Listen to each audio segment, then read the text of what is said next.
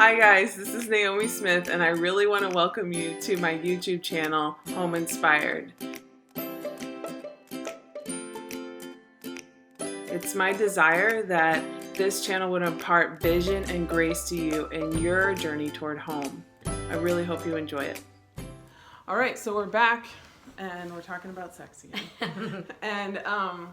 and today we're talking about sex in the context of marriage. Woo! And this ought to be a highly talked about subject, yes, right? Yes, because that's what it was made for. Right. Mm-hmm. It is, I mean, literally if you think about this, by the creator of the universe, this whole area of sex was made for in the context of marriage. I can say just from experience that I am so grateful for people who discipled me when I was pre-engagement, pre-dating, and even in engagement, because I would have to say that like that area of our lives has really been a joy. For the most part, it's been a joy.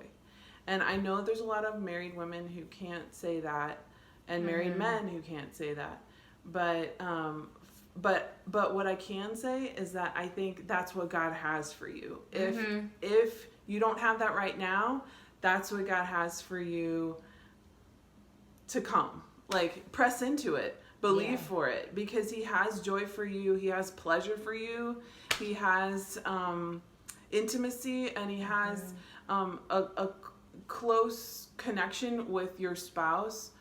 And His will for you is to have a great sex life. Let's just say. Like, I can say that with all conviction. That if you think about it, like, original design, like, what did Jesus even die for? He died so that we could go back to plan A, right? Which was Adam and Eve, naked in the garden. Like, it was all about naked and unashamed. Yeah. Like, living in just pure intimacy, knowing each other, knowing, like, flaws and all. And so I think I will say one thing that I think Austin and I have done really well, which is that I feel like from the beginning there has been this kind of grace for each other, like in that place that, you know, like I've never heard him say like, hey, I wish you'd lose weight or something like that. I mean, he just has only fully accepted me as myself in that place, and that is such a gift to be accepted. And I want to reciprocate that, you know, for him. I want to fully accept him as he is, you know, in that place, because it's just such a beautiful, safe place to return to. You want to return to it then because you feel known, you feel seen, you feel loved. So yeah. And I think, like, in terms of marriage, like, I know I just don't know if people are talking about this. So if you've heard this is great. But like, we should be having it a lot. Like, all the time. All the time. Like, I mean, you know, like every other day or every 3 days or something. Like, what I've always thought, because one thing I've always been told was that sex with God in it is 100 times better than sex without Him in it.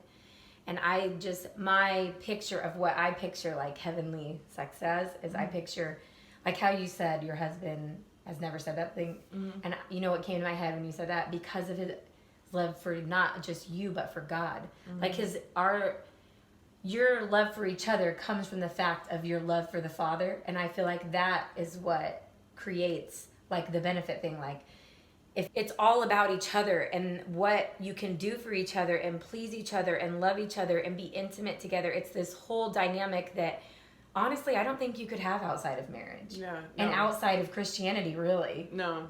I think it's a whole dynamic. I mean, because in the world you hear jokes about how men can be or how women can be. And I don't think that is how a Christian sex life should ever look like.